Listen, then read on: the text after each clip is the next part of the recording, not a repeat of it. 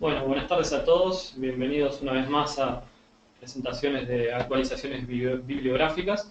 Bueno, hoy vamos a charlar un poco de lo que trata de colecistostomía percutánea, para lo cual el doctor Alberto Ramos, médico acá del equipo de la Fundación David Sim, nos va a dar esta presentación. Alberto, cuando quieras. Bueno, comenzamos. Bueno, el tema de hoy, colecistectomía percutánea. Pasamos a la primera. Bueno, los temas que vamos a tratar son generalidades, un poco de historia, definición, indicaciones, contraindicaciones, ventajas, diagnósticos diferenciales, los materiales, procedimientos y técnicas, las complicaciones y una conclusión.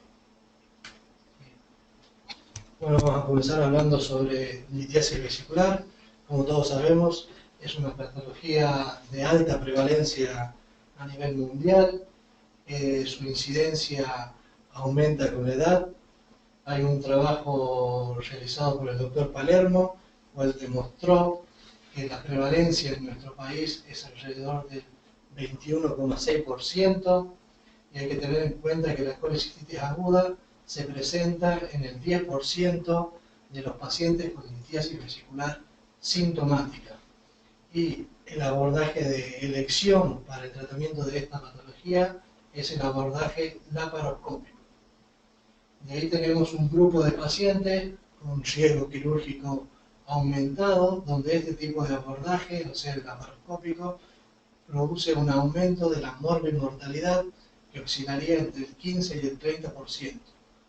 Y es en este grupo de pacientes en los cuales se indica la colecistostomía percutánea. Para hacer un poco de historia, nos remontamos al año 1867, donde John Bosch fue el primero en realizar una colecistostomía de forma electiva y accidental, ya que pensó que estaba operando un quiste de ovario, y cuando lo incidió se dio con contenido biliar y cálculos en su interior. Luego, en 1878, Kocher fue el primero en realizar una colecistostomía electiva exitosa en el tratamiento de un empiema vesicular. Luego, un siglo después, aproximadamente, en el año 1980, Scheider fue el primero que realizó una colecistostomía percutánea mediante guía ecográfica como tratamiento de un empiema vesicular.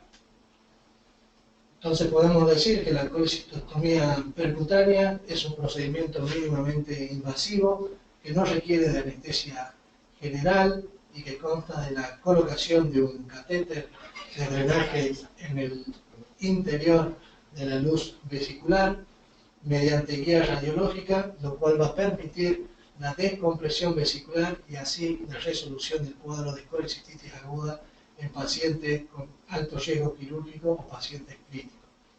Este tipo de tratamiento se puede utilizar como un tratamiento contemporizador para lograr la mejoría del cuadro del paciente para luego una posterior cirugía laparoscópica, que sería lo ideal, o bien como un tratamiento definitivo en aquellos pacientes no tributarios de una cirugía, o bien pacientes que cursan con una colecistitis aguda alitiásica.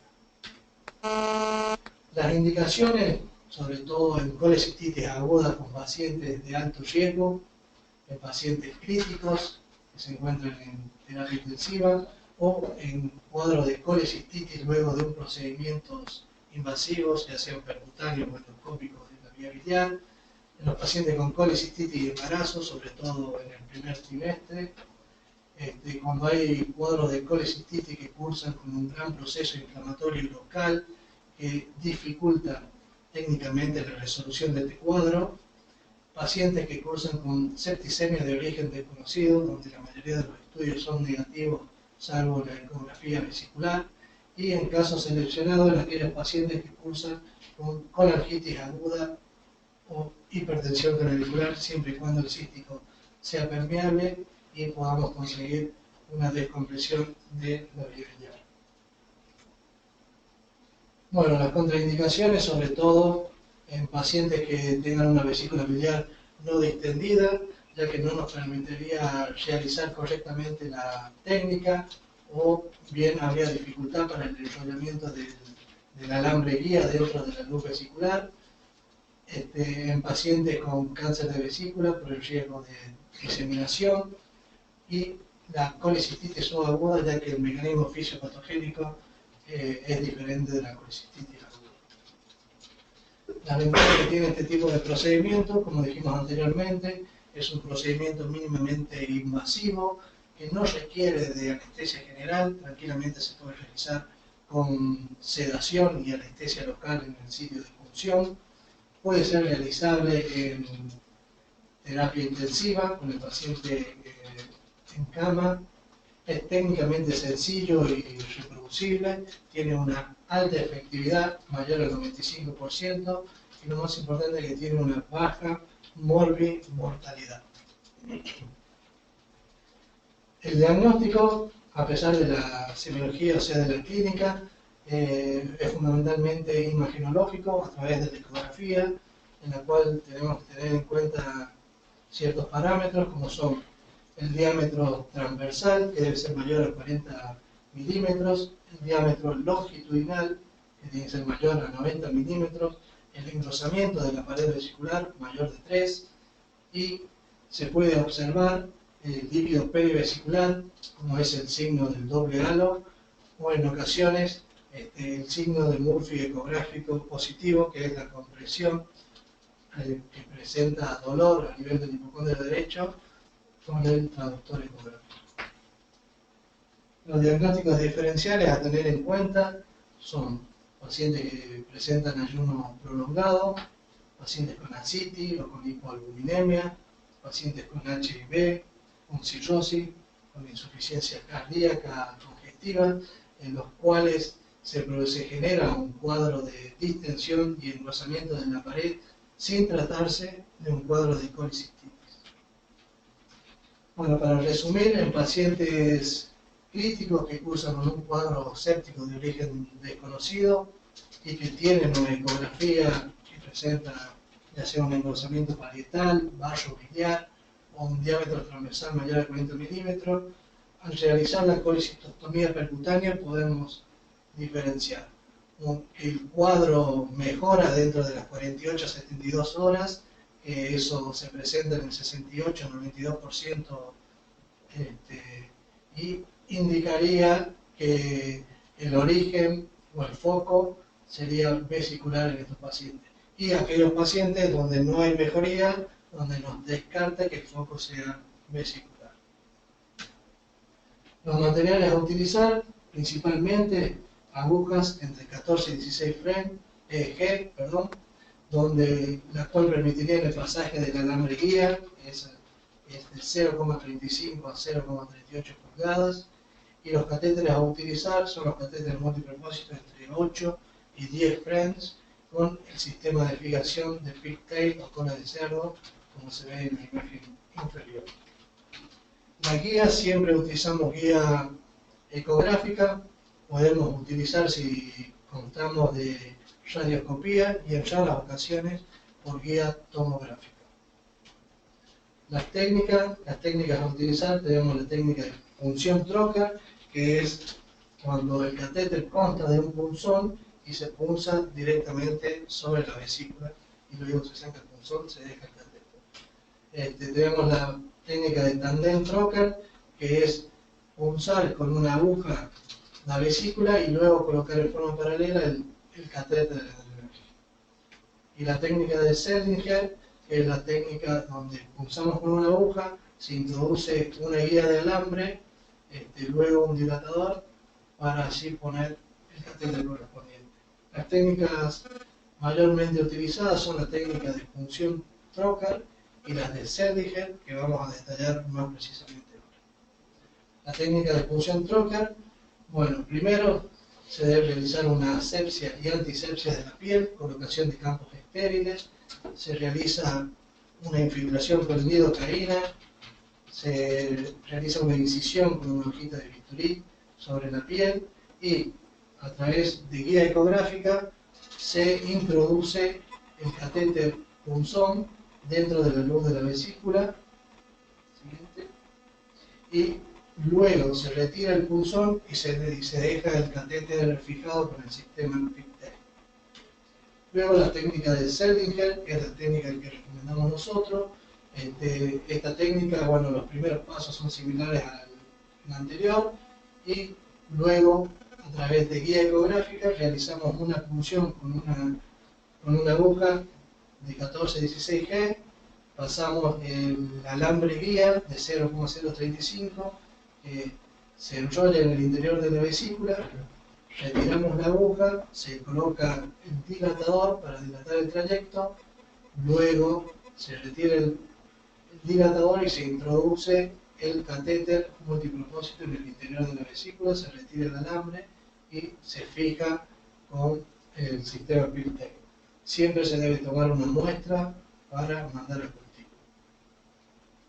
Después, parámetros a tener en cuenta en esta técnica es que siempre realizamos con guía ecográfica, por lo tanto requiere que el operador tenga un entrenamiento básico en ecografía, ya que con una mano debe tener el traductor y con la otra mano la aguja, como se puede observar ahí en la imagen, y tener en cuenta que la aguja se va a visualizar como una imagen lineal hiperecogénica, como se observa en la imagen. Siguiente. Siempre al realizar esta técnica debemos tener en cuenta que en ocasiones puede estar interpuesto el ángulo hepático del colon entre la pared abdominal y la vesícula biliar, por lo que si se puede contar con algún estudio por imagen, como ser una tomografía, para corroborar la presencia o no del ángulo hepático, lo cual nos podría llevar a perforación de este órgano. Después, las vías de acceso que tenemos para realizar esta técnica pueden ser transhepática o transperitoneal. La técnica transhepática es cuando el catéter atraviesa el parénquima hepático, se suele hacer cuando son punciones intercostales, y lo que tiene es que produce mayor riesgo de sangrado al pulsar el hígado y menor riesgo de filtración, ya que el hígado actuaría como tapón. Y la técnica transperitoneal no atraviesa el hígado, se suele dar en punciones subcostales, tiene un menor riesgo de sangrado y un mayor riesgo de filtración. Entre estas dos técnicas no hay diferencia significativa, por lo que siempre para elegir este tipo de acceso elegimos como acceso a la vesícula el trayecto más corto y seguro.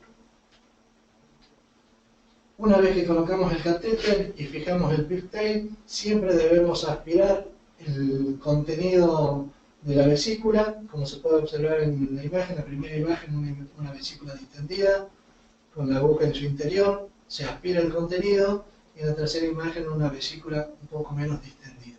Lo otro a tener en cuenta que siempre para retirar el catéter debe ser siempre después de los 40 días, una vez que el trayecto fistuloso esté formado, para evitar así filtraciones o riesgo de cole peritoneal. Bueno, en la radioscopía acá tenemos para objetivar cómo podemos utilizar la radioscopía. Una vez que tenemos enrollado el alambre en el interior de la vesícula, usamos la guía radiológica para dilatar el trayecto músculo-neurótico y para colocar el drenaje en el interior de la vesícula.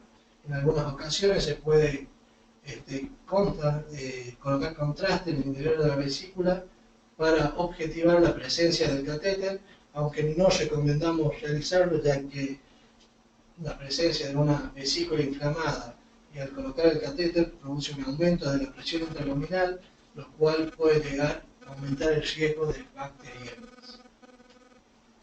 Las complicaciones, bueno, principalmente las complicaciones son la hemorragia, debido a que vamos a pulsar, se puede atravesar el hígado. También puede presentar neumotoras si utilizamos accesos altos y pasamos por el ángulo costodiafragmático. En ocasiones, como mencionamos anteriormente, perforación de vísceras, sobre todo del colon, si se encuentra interpuesto el ángulo hepático del colon. Podemos tener algunas reacciones sépticas, se puede producir oclusión, salida o desplazamiento del drenaje, en unos cuadros vagales, y en ocasiones bilirragia o cole peritoneo. Las complicaciones, bueno, en realidad tienen una baja morbilidad y mortalidad, que es del 4,1 y el 1,4% respectivamente. Las recurrencias al año es alrededor del 9,2% y sobre todo se suelen dar dentro de los primeros 2 meses, que es alrededor del 6,5%. Las complicaciones en general se producen en un 5,6%, los síntomas resuelven con este tipo de procedimiento en un 98,6%. La recurrencia de colecistitis aguda es alrededor del 4,1%. Bueno, para resumir, entonces, en la colecistitis aguda en pacientes críticos o de riesgo elevado, al realizar la colecistostomía percutánea podemos tener, cuando la colecistitis aguda es alitiásica y la colecistostomía resuelve el cuadro, podemos decir que el tratamiento es definitivo. Y cuando presenta una colecistitis aguda litiásica, el procedimiento percutáneo resuelve el cuadro agudo, en esos momentos se puede reevaluar el riesgo quirúrgico del paciente. Si el paciente presenta un alto riesgo quirúrgico, se puede mantener una conducta expectante, y si el paciente tiene un bajo riesgo quirúrgico, se debe realizar la colecistectomía. Y ante el fracaso de la colecistostomía percutánea, se debe ir a la cirugía. ¿Cuándo debemos realizar una colecistectomía laparoscópica luego del procedimiento percutáneo? Como dijimos anteriormente, la colecistitis aguda litiásica, la colecistostomía percutánea resolvería el cuadro, ¿sí? Y en la colecistitis aguda litiásica de grado 2, por un proceso inflamatorio, siempre resuelto el cuadro, se debe realizar una colecistectomía.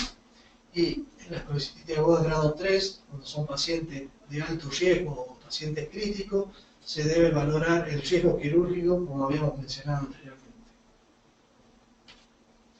¿En qué momento vamos a realizar la colecistectomía videolaparoscópica?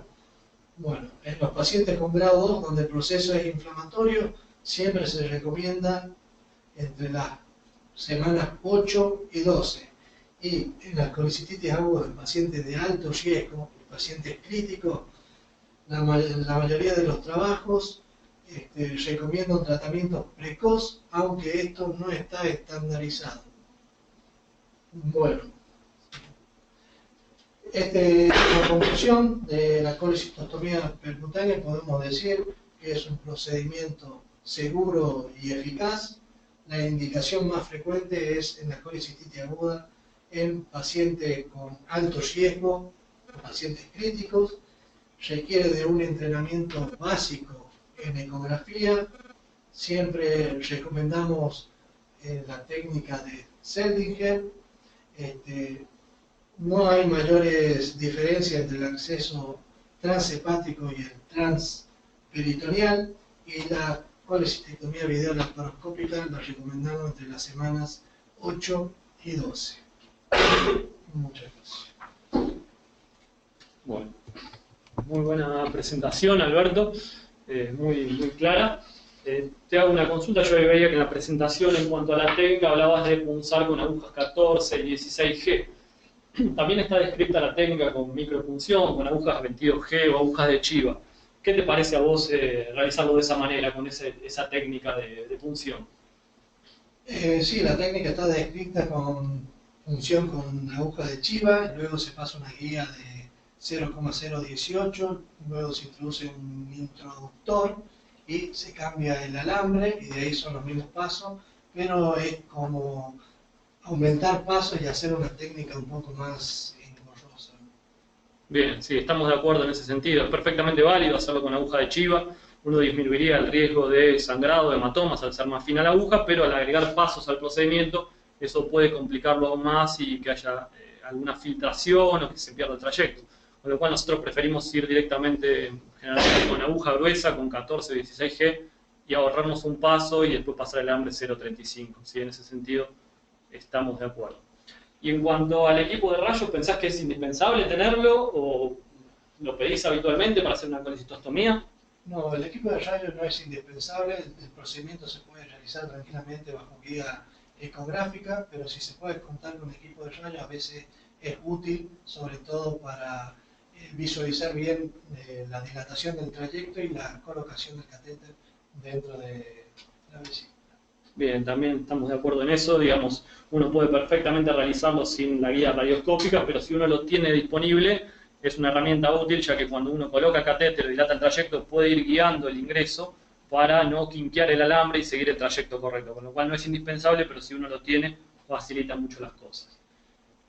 Y te planteo una situación, tenés un paciente que está en terapia intensiva, un paciente crítico, hay que hacerle una colecistostomía por clínica, semiología, estudios y demás, parece que tiene la colecistitis, pero por una cuestión de materiales solamente tenés un catéter con fijación de Malecot o un catéter con cola de chancho, pero que tiene el hilito roto de fijación. ¿Se los colocás? ¿Cuál le colocás? ¿El Malecot, el pigtail roto? ¿O cómo lo resolvés eso? O sea, en realidad con los catéteres, los medios de fijación se puede colocar con el Malecot, pero lo que tiene que no tenemos buena experiencia con ese tipo de catéteres, se pueden salir más fácilmente que el sistema de pigtail. Exacto, el sistema de fijación en las colecistostomías es fundamental, dado que la ubicación subfrénica que tiene con los movimientos del diafragma, si no tiene un buen movimiento, un buen mecanismo de fijación, se sale fácilmente. Y si estamos hablando de un paciente que lo que queremos hacer es evitar operarlo y el catéter se sale y hace un biloma o coleperitoneo, va a ir indefectiblemente a una cirugía y va a ser un cuadro mucho más complejo y grave del que teníamos al inicio.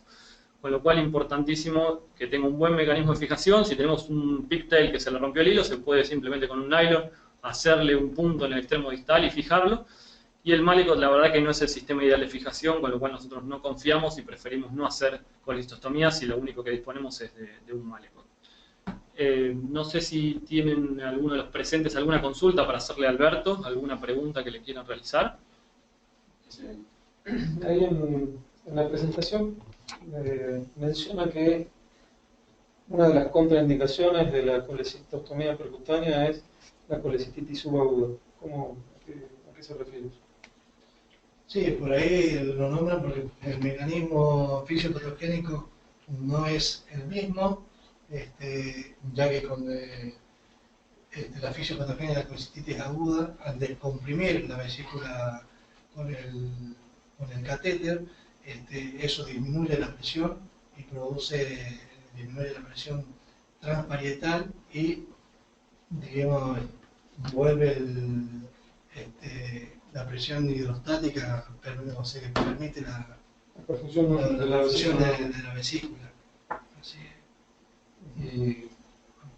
Muy bien, clarísimo. Bueno, si no hay más preguntas, damos... Sí, perdón, Andrés. No, sí. lo que uno siempre ve cuando lo mandan a ver un paciente con una colecistitis crítica es si cuando diagnosticamos la colecistitis se prueba primero con antibióticos y se dan unos días de antibióticos y después la colecistostomía o colecistostomía de movida. No, siempre la colecistostomía percutánea va seguida del fracaso del tratamiento antibiótico. O sea, lo que primero vi, se realiza primero el tratamiento antibiótico y si no resuelve va a una colecistostomía percutánea. Y si no resuelven los síntomas con eso, ya se pensaría en un procedimiento quirúrgico.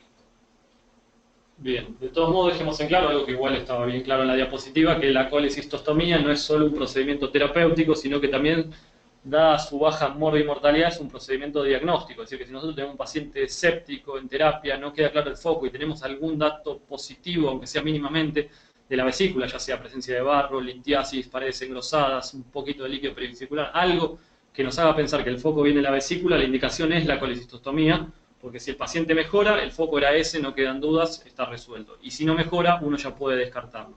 Y esto es factible gracias a la baja morbimortalidad que tiene el procedimiento en sí. ¿Alguna otra consulta, alguna pregunta más para Alberto? La verdad que estuvo muy claro y muy didáctico. Así que bueno, te agradecemos, Alberto. Y si no hay más preguntas, bueno, damos concluida por hoy la clase de revisión bibliográfica. Y bueno, gracias a todos y nos veremos en la próxima presentación de uLearning.